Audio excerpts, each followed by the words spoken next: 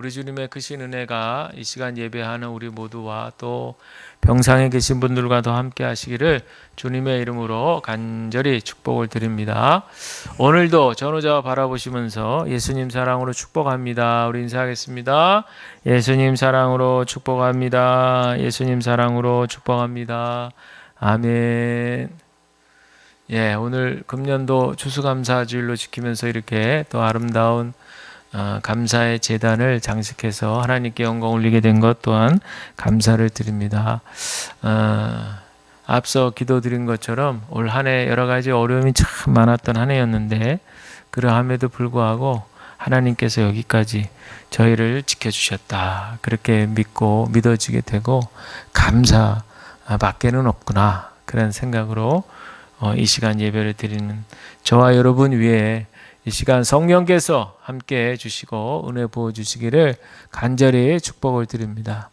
우리가 감사절기 11월 달 맞아서 두 번의 연속적으로 감사의 메시지를 드렸고 오늘 이제 세 번째 추수감사절 당일 말씀을 드리는데 오늘은 특별히 성경의 인물 가운데 다니엘이라는 인물을 통해서 그가 보여줬던 감사의 태도에 대해서 그래서 오늘 말씀의 제목도 감사는 선택입니다. 이렇게 정했는데 함께 말씀을 나눠보려고 합니다. 먼저 조금 의학적인 정보들을 좀 함께 이 시간에 좀 나눠볼까 하는데요. 우리나라의 암 환자가 전체 국민의 얼마나 되는지 아세요? 3분의 1이 암 환자랍니다. 그러니까 이 말은 어느 사람이건 다 걸릴 수 있다. 이렇게 생각하셔도 되는데 그런데 연구 결과에 놀라운 결과가 있는 것이 감사할 줄 모르는 사람일수록 즉 불평과 분노가 심한 이런 분들이 글쎄 암에 걸릴 확률이 훨씬 높다는 거예요. 이게 믿어지실지 모르겠지만 실제로 의료진들이 전문인들이 그렇게 결과를 발표한 건데요. 우리는 흔히 암이 왜 생길까 하면은 이제 유전적 요인을 많이 생각하잖아요. 근데 유전적 요인은 대개 6%밖에는 해당이 안 된대요. 100% 중에 6% 정도. 그리고 그 외가 94%죠. 생활 습관, 그리고 스트레스. 이게 대부분이라는 거예요. 그러니까 이 얘기는 후천적 요인이죠. 이것을 후성 유전학이다. 이제 이렇게 얘기를 한다고 합니다. 그런데 이 감사하는 태도가요, 이 후성 유전학이 변이하는 것을 제어하는 힘이 있다는 거예요. 즉, 감사하면 스트레스가 줄고 또 우리 안에 행복, 그 호르몬이 세로토닌이죠. 세로토닌이 분비돼가지고 면역력이 강해진답니다. 그리고 저항력이 높아지는 거예요. 이 면역세포는 하나님이 주신 자가치유력이죠. 우리 몸 안에 하나님이 주신 자가치유력입니다. 그런데 우리 안에 분노, 미움, 또 고도의 스트레스 이런 것들이 우리를 삼키면 이 면역세포가 어떻게 되느냐. 우리 안에서 아군과 적군을 구별을 못한대요. 그래서 싸워야 되는데 싸워서 이 나쁜 균들을 다 이렇게 없애버리는 역할을 해야 되는데 싸움을 아예 포기해버린다는 거예요. 그러니까 그냥 질병으로 그렇게 걸리게 되는 거죠. 그러나 우리가 감사하게 되면요, 다시 마음의 면역이 회복이 된답니다. 그래서 어떤 의사분이 이렇게 얘기했어요. 감사는 부작용 없는 항암제다.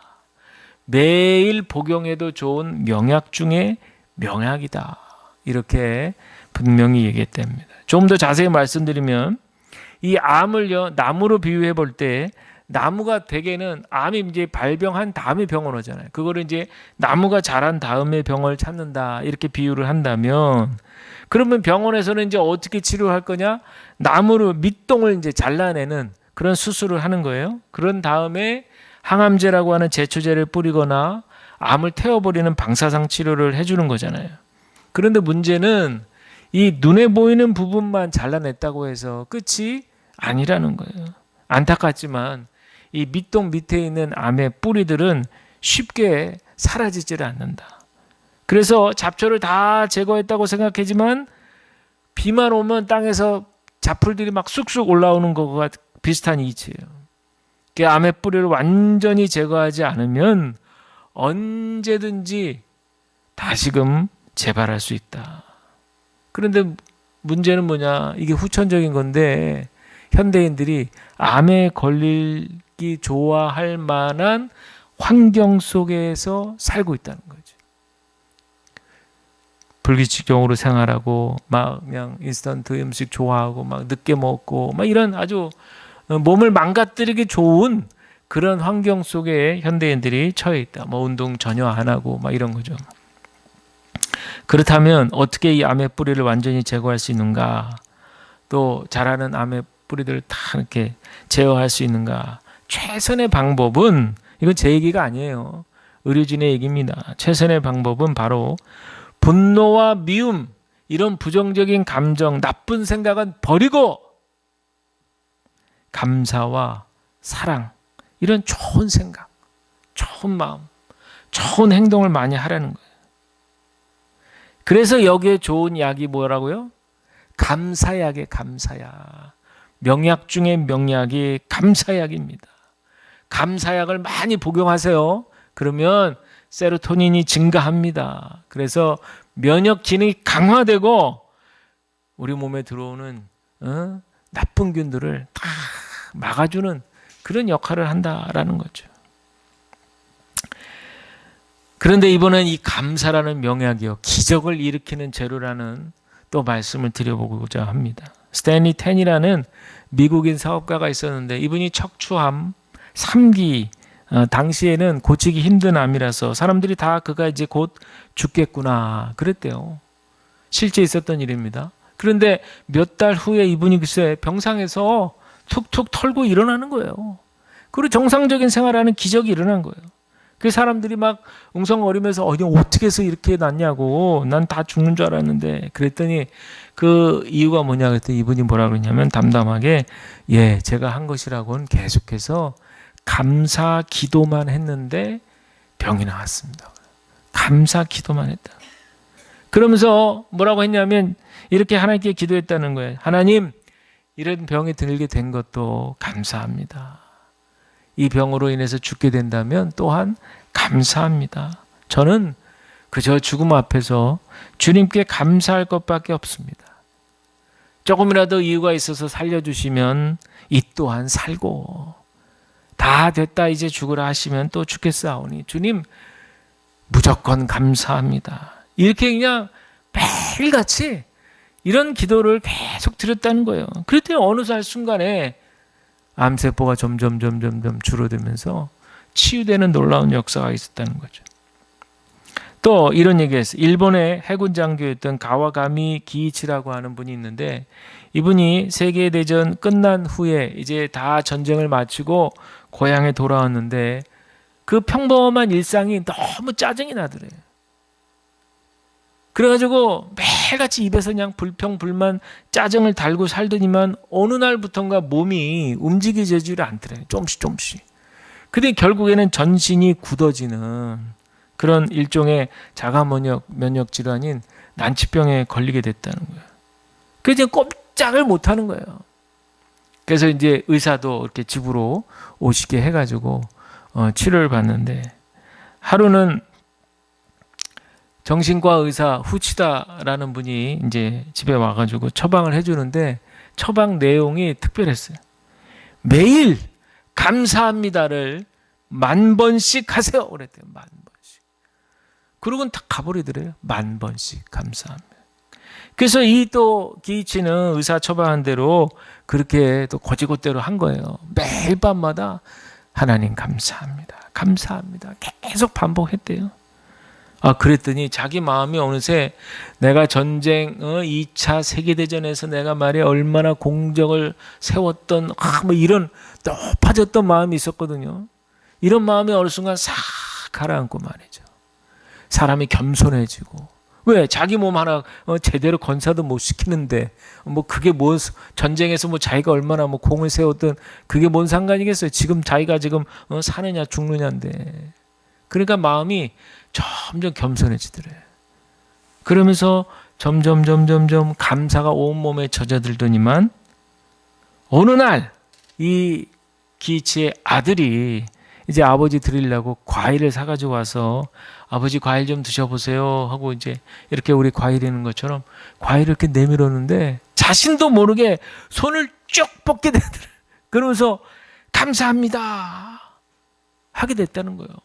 너무 신기하죠. 몸이 뻣뻣하게 굳어 있었는데 그냥 그 아들이 준 과일을 받는 즉각적인 행동으로 손이 딱 뻗지는 거예요. 그러더니 조금씩 손과 몸이 또 목이 움직여지기 시작하면서 결국에는 완치 판정까지 받게 됐다는 거예요. 다른 거 한 거 없어요. 감사 하나만 그렇게 했다는 거죠. 이번에는 또 폐암에 걸렸던 할머니 말기셨는데 3년 동안에 이렇게 감사 치료를 한 후에 MRI를 찍어보니까 깨끗하게 암세포가 사라졌다는 거예요. 그래서 이 할머니한테 감사의 비결에 대해서 물으니까 매일매일 감사의 제목을 적었다는 거죠. 매일매일 자기 전에 오늘 하루 감사한 내용을 적고 그리고 자기가 평생 동안 자신 신세 졌던 사람들 다 기억이 나는 거예요. 그 사람들에게 다 편지를 빠짐없이 그렇게 썼다는 거예요. 그러니 여러분 생각해 보세요. 한두 분도 아니었을 텐데 이 할머니 평생에 신세를 지게 됐던 그 많은 분들 한 분 한 분 이름을 적고 그 감사의 내용을 적고 감사합니다 하는 그 내용을 반복해서 했을 때 얼마나 그 마음 속에서 정말 감사의 향기로 얼마나 충만했겠어요. 여러분 이렇게 범사에 감사하는 삶의 태도에는 실제로 암을 이겨낼 정도로 기적적인 힘이 숨어 있다는 거예요. 정도의 차이는 있을지 몰라도 그 효과에 대해서는 이미 의료진들의 전문가들의 공식 발표가 있다는 거죠. 그래서 지난주에 말씀드렸지만 감사의 습관을 들이는 게 너무 중요하다. 우리도 매일매일 자기 전에 감사의 제목을 한 두세 가지 정도 이렇게 적고 한번 하루를 돌아보는 거죠. 뭐 요즘 같은데 감사할 내용이 뭐가 있어 라고 할지언정 가만히 자기 전에 한번 감사의 제목을 적어보면 분명히 적을 감사의 제목이 있을 거예요. 분명히 있어요. 우리에게도 꼭 필요한 훈련인 줄로 믿습니다. 우리 삶에 기적을 만드는 재료가 된다는 사실을 기억하시기를 바랍니다. 독일 나치아에서 죽음의 수용소에서 살아난 기적 같은 분이 있죠. 빅터 프랭클이라고 하는 죽음의 수용소라는 또 책도 저술해서 지금까지도 많은 분들이 읽고 감동을 받습니다. 그런데 이분이 이런 얘기를 했어요. 한 인간에게서 모든 것을 빼앗아 갈 수는 있어도 한 가지 자유는 빼앗을 수 없다. 그것은 어떤 상황에 놓이더라도 내 삶에 대한 태도를 선택할 수 있는 자유이다. 매일같이 가스실로 내 옆에 있던 사람들이 한 사람 한 사람 끌려가는 거예요. 그럼 거기 가면 죽는 거예요. 그걸 보고 있으면은 이제 순서가 언젠가는 내 차례가 될 텐데 그 생각을 하게 되면 얼마나 공포감이 밀려오겠어요. 막 옥죄 오는 거예요. 막 자기의 목을 막 죄어 오듯이 공포감이 밀려옵니다. 그런데 이 빅터 프랭클이 매일 아침마다 이 공포심을 없애기 위해서 했던 행동이 있어요. 그게 뭔지 아세요? 깨진 유리 조각을 어디서 하나 구해가지고요. 그걸로 아침마다 면도를 하는 거야. 깔끔하게. 근데 이게 깨진 유리 조각이니까 이게 얼마나 위험해요. 그래서 하다 보면 막 피가 나고 그런데도 불구하고 자기는 매일 아침마다 단정하게 자기의 옷매무새를 탁 고치고 말이죠. 얼굴을 면도를 하고 그러면서 자기는 이 공포감, 두려움에서 자기는 결코 좌절하지 않겠다. 이런 어떤 결연한 의지를 돋보였다라고 하는 그런 내용이에요. 이 행동 속에서 우리가 깨닫는 것은 아무리 나치라고 하는 그 죽음에 도사리고 있는 공포감이 수용소에 갇힌 사람들을 몰아친다고 해도 나는 희망을 빼앗기지 않는다. 나는 결코 희망을 빼앗길 수 없다. 이런 어떤 강인한 의지가 보인 거죠. 결국에는 빅터 프랭클은 그 속에서 죽지 않고 살아나는 그런 기적을 경험하게 되었습니다.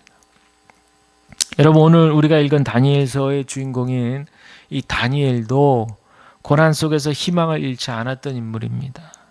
이 다니엘은 출신이 귀족 가문 출신이었기 때문에 굉장히 미래가 촉망되었던 그런 청년 중에 청년이었어요. 그런데 한창 남은 그의 인생길에 하루아침에 그 인생이 비극이 되었잖아요. 그가 속했던 유다 공동체가 어떻게 됩니까? 바벨론의 침공으로 인해서 이제 포로로 다 끌려가게 되는 그런 현실을 맞게 된 거예요. 하루아침에 이렇게 된 거예요. 바벨론 느부갓네살 왕에 의해서 유다가 다 침공을 당합니다. 여러분, 우리도 이럴 수 있잖아요. 하루아침에 평안했던 우리 인생이 하루아침에 그냥 확 무너질 수 있어요. 그런데 이 바벨론에서는 이 다니엘과 이제 우리가 아는 세 친구들이 같이 가는데 눈여겨보게 됐어요. 왜냐? 일단 젊은 사람들이고 눈이 초롱초롱하고 뭔가 이렇게 똘똘해 보이는 거죠. 촉망받는 어떤 그런 소문도 들었고, 그래서 뭔가 이 바벨론 이후 세대를 책임질 수 있는 그런 청년들로 보았어요. 이 바벨론이라고 하는 제국은 바벨론 이전에 아수르라고 하는 제국과는 달리 인재들을 등용하는 데 있어서 출신 이런 거, 나라 이런 거 구별하지 않았어요. 식민지 그런 국가에서 왔던 그런 사람들 중에도 똑똑한 사람들이 있고 똘똘하면 인재로 키우는 거예요. 그래서 이 바벨론과 세 친구들은 바벨론의 이런 정책에 따라서 바벨론식 교육을 받고, 그리고 이제 바벨론에서 강요했던 것이 유대인들의 그 의식을 없애주기 위해서 없애는 거죠. 이름을 바꾸는 거야, 이름을 바꿔. 그래서 원래는 다니엘 이 이름이 하나님은 나의 심판자라는 이런 좋은 이름인데 이제는 벨사살, 벨이라는 게 그 이방 신을 뜻하는 거거든요. 그러니까 나는 그 이방 신을 섬긴다, 이제 이런 뜻으로다가 이름까지 바꾸게 했어요. 그리고는 이제 먹는 것도 식생활도 바꾸게 해가지고요. 왕궁에서 주는 산의 진미 음식하고 또 포도주 이런 것들을 계속해서 이제 먹도록 그렇게 해서 바벨론 왕궁 사람으로 만들려고 야심차게 계획을 세웠는데 다니엘과 세 친구가 이를 거부하는 거죠. 나는 하나님만 선택한다. 그래서 왕궁에서 제공하는 왕의 진미, 포도주 이런 거 다 거절하고 나는 내가 믿는 하나님이 더 위대한 걸 보여드리겠다. 뭐 이런 거죠. 그 열흘 동안 오직 물과 채식만 했더니 어떻게 됐어요? 다른 사람들 왕의 진미, 산의 진미 음식, 진수성찬, 포도주 막 이런 거 먹은, 기름기 막 넘치는 거 막 이런 거 먹은 다른 소년들과 비해서도 훨씬 얼굴이 좋고 혈색이 좋고 윤택하다고 성경에 이제 그렇게 표현했는데 다른 소년들보다 더 윤택해 되는 거예요. 그런데 오늘 본문에 보면 그의 삶의 태도에 더 눈여겨볼 필요가 있는데요. 오늘 본문은 보면 이제 다니엘서가 긴 역사적 배경을 끌고 가고 있는데 바벨론 시대가 끝나고 또 그 다음 왕국이 이제 페르시아거든요. 페르시아 때 다리오 왕이 다스리는데 이 다리오 왕은 또 바벨론하고는 또 달라. 그래가지고 또 강압적으로 해가지고 오늘 본문이 포함된 6장을 이렇게 살펴보면 자기 외에 다른 신에게 엎드리는 자는 무조건 사자굴로 던지겠다는 거예요. 사자굴로. 살 수 있는 방법은 딱 하나. 하나님을 배신하면 되는데 오늘 핵심 구절이죠. 10절 말씀처럼 다니엘은 결코 그런 선택을 하지 않고, 자, 우리 10절에 보니까 우리 10절 우리 다 같이 한번 같이 읽어볼까요? 시작. 전에 하던 대로 하루 3번씩 무릎을 꿇고 기도하며 그의 하나님께 감사하였더라. 10절 뒤에 나오죠. 전에 하던 대로 하루 3번씩 무릎 꿇고 기도하며 그의 하나님께 감사하였다. 지금 내가 하나님을 계속 믿겠다 그러면 사자굴에 들어갈 판인데, 사자굴에 들어가면 온몸이 찢겨서 갈기갈기 찢겨서 죽음을 당할 판인데 지금 다니엘은 어떻게 보면 태평하게 전에 하던 대로, 저는 이 말이 탁 들어오더라고요. 전에 하던 대로 하루 3번씩 예루살렘을 향하여 창문을 열고 무릎을 꿇고 기도했다. 여러분, 이게 참 그래서 습관도 중요한 거예요. 경건의 습관. 늘 하던 대로, 기도하던 대로, 새벽 기도하던 대로, 말씀을 읽은 대로, 예배를 드린 대로. 예? 우리가 무슨 일이 생기면 그냥 큰일 났으니까 뭐 예배고 뭐고 그냥 다 뒤집어 까고 그냥 문제부터 해결해야지. 그게 아니라 전에 하던 대로 이렇게 예배 시간에 나와서 예배 드리는 거죠. 지금 다니엘은 전혀 감사할 조건이 없잖아요. 하나님을 원망하는 게 마땅한 것 같고 하나님께 온갖 욕을 퍼부어도 이상한 것 같지 않은데, 그런데도 다니엘은 어떻게 했다고요? 감사했어요. 지금 죽음이 바로 앞에 닥쳐왔음에도 불구하고 다니엘은 담담하게 죽음을 선택했어요. 그랬더니 결과가 어떻게 됐어요? 사자굴에 던져졌는데 하나님께서 사자의 입을 봉했죠. 사자의 입을 콱 봉했어요. 그래서 기적적으로 다니엘은 살아났고 그 이후에 그의 삶은 형통했다. 이렇게 성경은 기록해요. 27절과 28절을 읽어드리면, 그는 구원도 하시며 건져내기도 하시며 하늘에서든지 땅에서든지 이적과 기사를 행하시는 이로써 다니엘을 구원하여 사자 입에서 벗어나게 하셨음이라 하였더라. 이 다니엘이 다리오 왕의 시대와 바사 사람 고레스 왕의 시대에 형통하였더라. 아멘. 사랑하는 여러분, 감사는 선택하는 거예요. 선택. 내가 지금 환경이 좋으니까 감사. 그거는 누구나 다 할 수 있는 감사. 어려움 중에도, 힘든 중에도, 고난 중에도 감사를 선택하면 감사할 수 있는 상황이 생기는 거예요. 그리고 감사를 선택했기 때문에 그 인생은 형통한 길로 인도함을 받게 되네요. 그러니 여러분들, 감사의 습관을 들이시기를 간절히 부탁을 드립니다. 이 감사의 습관을 들이시기 위해서는 오랜 시간이 필요해요. 그리고 수많은 연단의 과정을 거쳐야 되고 수많은 고난의 시간들을 보내야 돼요. 이리 깨지고 저리 깨지고, 이리 지치고 저리 지치고, 인생이 왜 이래?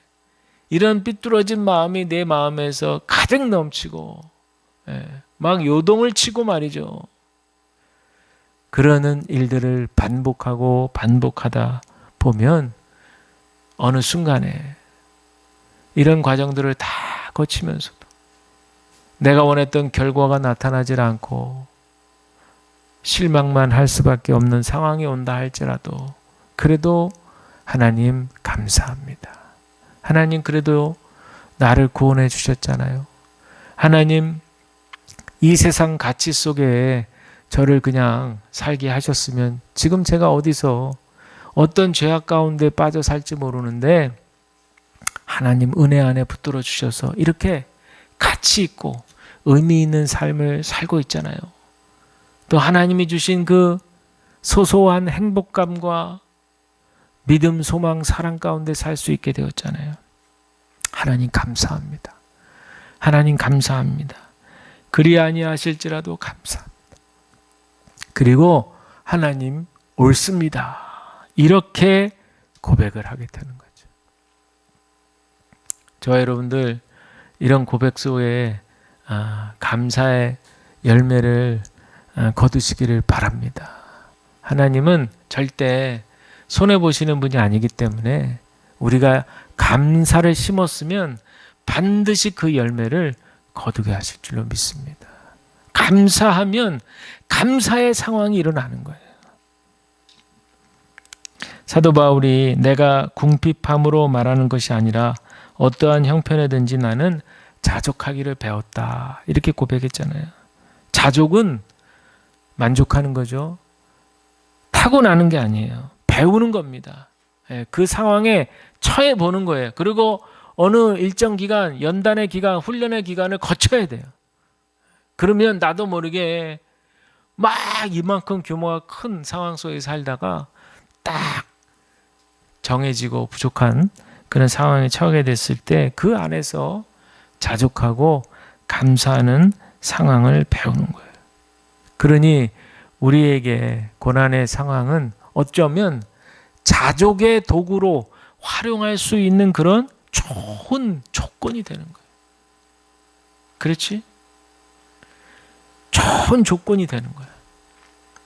우리 형편에 이렇게 어렵고 이런 상황들이 오히려 자족하게 하는 하나님의 은혜가 되는 거죠. 만약에 여러분 생각해 보세요. 우리가 너무 생활이 풍족해. 그리고 걱정이 없어. 만약에 우리가 뭐 이런 교회적으로나 가정적으로 아무 문제가 없고 말이죠. 그냥 뭐 돈도 펑펑 쓰고 말이죠. 이런 상황이었다고 생각해 보세요. 그러면 과연 우리가 어떻을까요? 또 다른 제2의 제3의 또 다른 문제들이 또 우리를 기다리고 있어요. 우리는 그것을 분명히 알아야 됩니다. 우리에게 하나님께서 주신 이 고난 속에서 하나님은 분명히 말씀하시는 거예요. 감사를 배우도록 하시는 거죠. 감사가 기적이 되는 것을 깨닫게 하시는 거죠. 우리의 입술을 열어서 하나님 감사합니다. 입술로만 하는 것이 아니라 우리의 마음 깊은 곳에서 감사의 신앙 고백을 하도록 하는 것이죠. 그래서 감사의 목회를 하는 목사님들이 큰 교회 목사님 중에 있어요. 온 교우들을 감사의 훈련을 시키는 거예요. 그리고 이 목사님도 자신도 감사의 어떤 본을 보이고, 그래서 여러 경로와 방법을 통해서 감사를 표현하는 거죠. 우리는 딱 한 가지만 하시죠. 딱 한 가지. 감사 일기 쓰는 거예요. 매일 자기 전에 뭐 길게 쓸 것도 없어요. 그냥 1번 뭐 해서 감사, 2번 뭐 해서 감사. 뭐 두 가지만 생각나면 두 가지만 쓰세요. 한 가지만 생각나면 한 가지만 쓰세요. 세 가지까지 이렇게 해서 한번 매일 써보자고요. 낙숫물에 구멍 패이는 거예요. 예? 그 똑똑똑 떨어지는 물방울이 무슨 힘이 있을까 싶은 그 물방울이 연속적으로 계속 떨어지면 결국 바위가 패이는 거예요. 마찬가지죠. 우리도 감사, 하나님 감사합니다. 이렇게 드려지고 또 고백되어지는 것이 결국에는 우리의 마음을 겸손하게 하고 감사의 삶을 살아갈 수 있도록 그 힘을 키워주는 거예요. 우리 가정과 우리 교회 안에 저는 이 감사가 충만하게 열매에 맺혀지기를 간절히 축복을 드립니다. 이게 우리가 살 길이에요. 이게 우리가 살 길입니다. 예, 감사를 실천하는 삶. 우리 그런 의미에서 우리 서로 우리 한번 옆에 계신 분 쳐다보면서 이렇게 한번 인사하실까요? 저와 함께 해주셔서 감사합니다. 우리 한번 이렇게 인사하겠습니다. 시작. 저와 함께 해주셔서 감사합니다. 감사합니다. 예, 우리 동건이도 해주세요. 네. 예, 오늘 말씀을 드리면서 저도 참 여러 가지 많은 기억들이 떠오릅니다. 다니엘이 귀했던 것은 먼저 감사기도 했다는 거예요. 먼저 사자굴에 들어가기 전에 먼저 감사기도. 우리는 보통 어려운 일 당하면 불평, 불만이 먼저 오잖아요. 그런데 다니엘은 먼저 감사했다는 거예요. 우리도 그렇게 하시길 바랍니다. 먼저 무슨 일을 당하든지 먼저 감사합시다. 아이고 하나님 감사합니다. 아이고 하나님 감사합니다. 일단 감사부터 해놓고 그러면 뭔가 그 뜻을 우리가 헤아릴 수 있게 되는 거죠. 바라기는 저와 여러분들의 우리의 삶이 앞으로 먼저 감사하는 신앙이 되시길 바랍니다.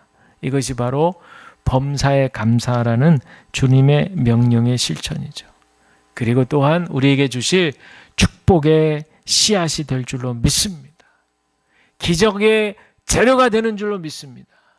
우리 한번 한 1년 동안 마음을 탁 먹고 매일같이 한번 감사의 제목을 써보십시오. 그리고 내년 추수감사주일 때 우리 삶에 어떤 변화가 있는지, 정말 무슨 일이 일어났는지, 이건 뭐 해봤더니 아무 소용도 없더라. 한번 내년 이맘때 한번 우리 판가름을 내보자고요. 한번 그동안 1년 동안 꾸준히 우리 동건이도 참석 딱 해서 꾸준하게 매일같이 감사하시면서 축복의 씨앗을 많이 심기우시기를 간절히 부탁을 드립니다. 이 은혜가 충만하시길 주님의 이름으로 간절히 축원합니다.